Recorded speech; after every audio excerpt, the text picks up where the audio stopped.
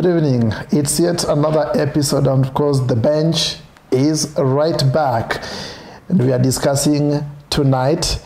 You've had some of the, the previous episodes we've been talking about, some technologies and of course, some projects.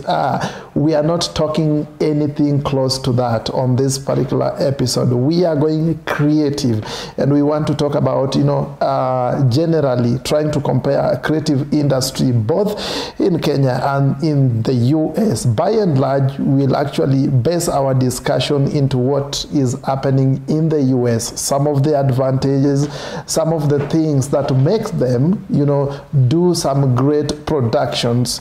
That's right. That's the conversation all about. And my guest tonight, again, over 10,000 miles across the borders, Aaron is, of course, on the bench. And we want to discuss that particular issue right now, right then. So sit back, relax, begin to tweet. My Twitter handle is at Ongara Samson 1 at Inquest Television. The hashtag is always Front Bench Live, and I'll be glad to sample some of your feedback on the bench. Let me know how you feel about the show, and of course, you do comment and be part of this particular great conversation. Aaron, welcome to the bench. Thank you for having me, Sam. Is your first time in Kenya?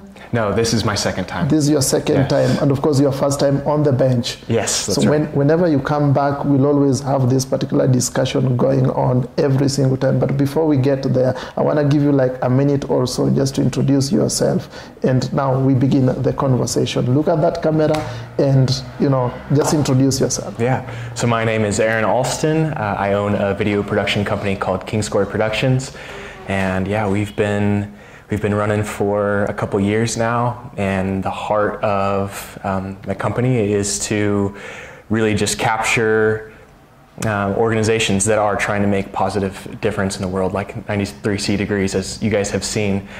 So we partner with them and other awesome organizations, and what we love to do is find those organizations that are trying to make a difference in the world and capture their heart, their story, and tell it to the world. Mm-hmm. Thank you so much for that particular introduction. So you run a production house in the US. Yes. And you are the director or you're the producer within the production? Yes, so I kind of do various things. Almost everything. Yeah, so I'm the owner of the company, but I do some producing and directing, and we're just a small team. It's me, my wife, and we have an editor and a cinematographer that comes along with us. And so, very small team, but we try to do big things with just the few of us. I see. Now we are already excited and are kind of curious to know some of the things. But before we even get to a lot of discussions and maybe going deep to whatever we wanted to discuss about, there are always perception, and I hope you're gonna correct me if I'm wrong. There are always perceptions that production in the US is high quality. Right now it doesn't sound like a perception, it's a reality, and we want to look at some of the things that makes production in the US become high tech or maybe high quality production. Do you have an idea? Yeah, I actually do have some pretty strong opinions about this matter. I think that yes, in the US, maybe higher quality technology might be more readily available, but it is my strong opinion that the most important tool that we have in production is story. And so storytelling and the way that we tell stories, it's not high quality equipment that tells the story. It's the one that is writing the script and telling the story. It's the photographers, the cinematographers behind the scenes, and the way they use their equipment that makes production high quality, in my opinion. And so if you have somebody that is trying to use fancy equipment but has no idea how to use that equipment and has no eye or heart for story, that equipment's going to do them no good. So I don't think you need expensive equipment to tell beautiful story. Mm-hmm. Now, That sounds quite interesting, and most people, talk about the production in especially the Hollywood, and they would probably try to, describe it as, a more investment kind of a production. But away from that, the question I wanted to, ask you, and why I introduced that is, you are part of the team that is doing something here in Kenya, but you are not involved in other things. You are just here to do purely production. How did that came about? Yeah, so Ron Barnes is actually my father-in-law, and I'm also a part of the team of 93C Degrees, and so also my dad is Pastor Jerry, and he's close friends with Pastor Victor, and so they went to Bible school way back, and so yeah, we have a long relationship with Pastor Victor here, and when we heard that there was a possibility of getting these fish farms and aquaponic farms going here, I just thought, man, I want to come and I want to tell that story. And we've been making some shorter length videos, but I've got a big dream eventually of doing a documentary, kind of just showing the whole story. And so I'm capturing as much as I can along the way to eventually tell that big story. Now, let's talk about now the lenses that, coming all the way, from the US to Kenya, just to, put a focus on the project that is ongoing, and that must be something that probably you have to have a drive for it, and you probably want to be part of the team that is doing the great thing within. And from what you are trying to say, and from the sentiments that you are giving, is a relationship after relationship, and along the way there's a divine connection, just like the previous discussion that I've had with some of your colleagues in this project. But looking at what you do is kind of distinct from what they do, but you merge it together. What is the vision that you have for this? For traveling with production? Actually for the project. For the project, yeah. Well, I just think that what we are trying to accomplish here with, assisting food security here in Kenya, I think it is such an awesome dream and goal. And so my goal in that is to capture what we're doing here, and also just capture how beautiful this culture is here and how beautiful the people are here, and capture that in a way that it moves people to get involved and support it. And so I think that's my ultimate goal in capturing all this video, is to show the world. We want to show everyone that we can what we're trying to accomplish here, and give them a way to be able to get involved with it as well. You talked about story, having a great storyline before you even put it on lens, and that's what forms, quality production. And you also mentioned, like, within your production, you mentioned the number of people in that particular production, but you are still, so confident that your production is top notch. And what are the things that you look into and then you say, like, I would really want this happening within my production, just to expand? Yeah, I think when we are getting ready to film something, what I try to do is, as much as I can when I'm meeting with clients, and we try to sit down with them and just have a conversation and do as much listening as we can, instead of just telling them what our ideas are. We want to hear, what are you passionate about? What are you excited about? And just listen as much as we can. And then afterwards, we oftentimes, me and my wife, will sit down and we'll just write down as much as we can of beforehand of what is the story here, what actually matters here. And then from there, when we have that planning laid out beforehand, it gives us so much assistance when we're out actually filming. What are we trying to capture here? You know, what footage is going to help us tell this story? And that makes a huge difference. Mm-hmm. Now, most of the production, if you are keen about most of the productions, especially the movies and the films, you realize that it takes hands of so many people. Yeah. People trying to partner across and, you know, just come up with one great story. Are you looking at such kind of, you know, production, or you just want to run independently? I think we are pretty much just as interested in running independently. One of the things that is cool about technology and the way that it is advancing, it allows you with a very small team to accomplish what normally could only be accomplished with a big film set and big film crew. Mm-hmm. And so we just recently acquired this. This is the Ronin 4D, mm-hmm. and it's the 6K version, and it has been such a blessing as we've been running around from place to place, real fast paced, trying to get things done. This has been a very valuable tool for me in trying to capture things well, and do that while being very mobile and not having to pack a whole bunch of stuff, you know, as we travel. So it's been a treat using this on this trip. It's actually been my first time taking it out on anything big, and I was curious. I think this was going to be the big test for me with this camera, was would it serve me well in a place like Kenya, and it absolutely has. So it's been a pleasure to use.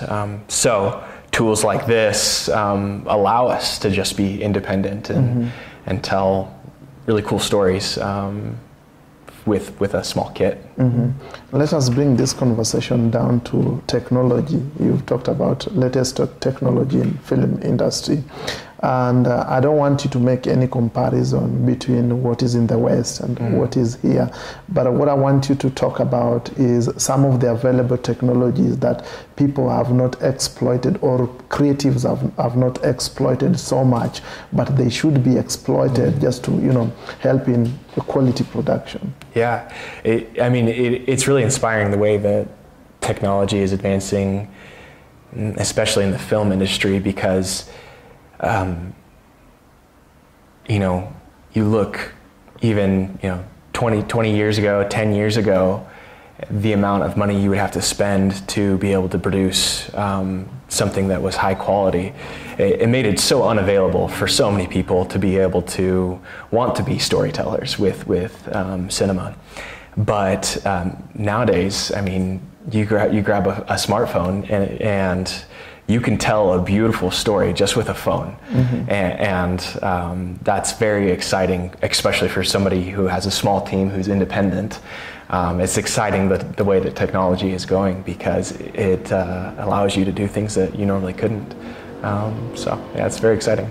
Good. Now, as we wind up this particular conversation, there are things that we still need to talk about just briefly, away from technology, and also, you know, there are those, you know, regulations. You know, there could be government regulations, and of course, there could be, you know, some of the, you know, support that, you know, people or maybe creatives, you know, get, that you might say, okay, they are kind of advantage to, you know, people in the West to help them, you know, do easy production and, you know, such kind of stuff.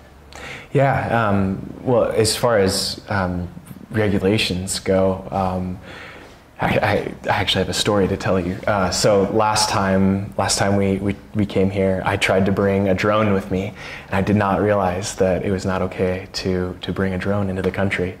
And so that was quite the experience, trying to go through the airport, and then when we had to leave, the process that we had to go through to get the drone back from customs was quite the process. So yeah, I think that definitely that's one of the things about traveling and trying to film as you travel, is it can be a lot easier just to try to film your stories and capture things right where you're from.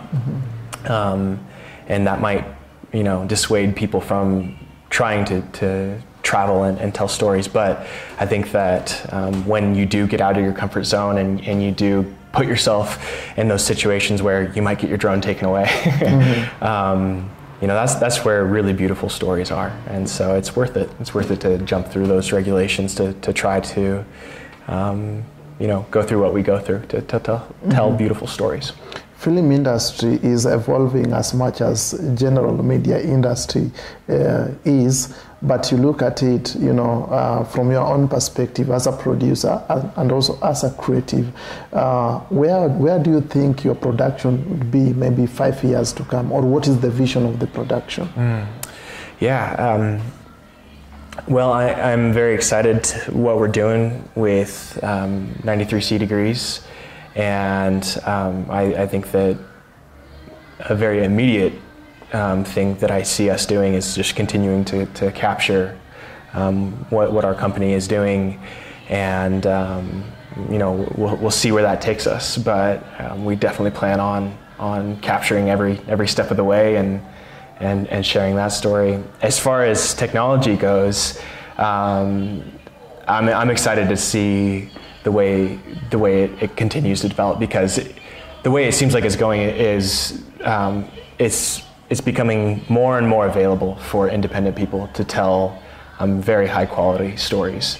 And this camera here and what it can do for its price, like I was saying, 10 years ago, a camera like this would have been way out of the question for me.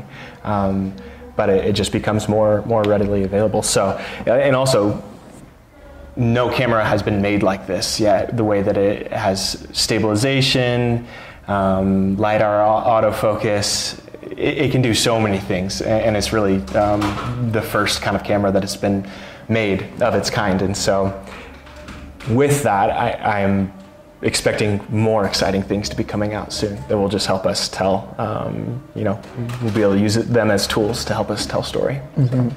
So because of time, we would probably have a longer conversation than this, but because of time, we really have to wind it up there. But before we do that, I want to give you maybe a few minutes just for parting shot. What do you think? What do you see? And maybe probably what would you advise the creatives who are coming to the industry? Yeah. Well, I would just say that don't let the equipment that you currently have stop you from telling a story, because one of the things that really inspired me while we were here, we had the pleasure of being in service with Father's House on Sunday, and while we were there, John and Tom asked if they could use my camera. I said, yeah, go for it. And afterwards, I went back and I looked at the pictures that they took and the skill set that they have, and some of the pictures they took was better stuff than I could currently take, and that was very inspiring to me to see the skill set that people here have. And I think that my encouragement would be just get out there with whatever you have, even if it's just a phone, start telling story, because if you're going to try to wait for fancy equipment to start to develop your skill set, it's going to be much harder to try to use those tools than if you start now using what you have now. And so fancy equipment should never keep you from trying to tell awesome, beautiful story. Mm-hmm. Thank you so much for those sentiment. Of course, we appreciate you for coming to the bench. And of course, anytime you come back, we'll surely have you on the bench to continue with this particular discussion. We appreciate you for coming to the bench. Thank you so much. Thank you so much. That's where we wind up the bench tonight. Of course, I hope you do enjoy that particular episode. And of course, the things that we've discussed, there are probably things that you can apply in one area or another. If you are an aspiring creative, this is the discussion to listen to. And of course, you can get some few concepts from what Aaron has said. Do not let the equipment that you have prevent you from telling the stories. Thank you for watching Front Bench Live. I'm glad, and of course, do keep sending your comments in coming at Ongara Samson 1 at In Christ Television. The hashtag is always Frontbench Live. Thank you for watching. Till next week, God bless.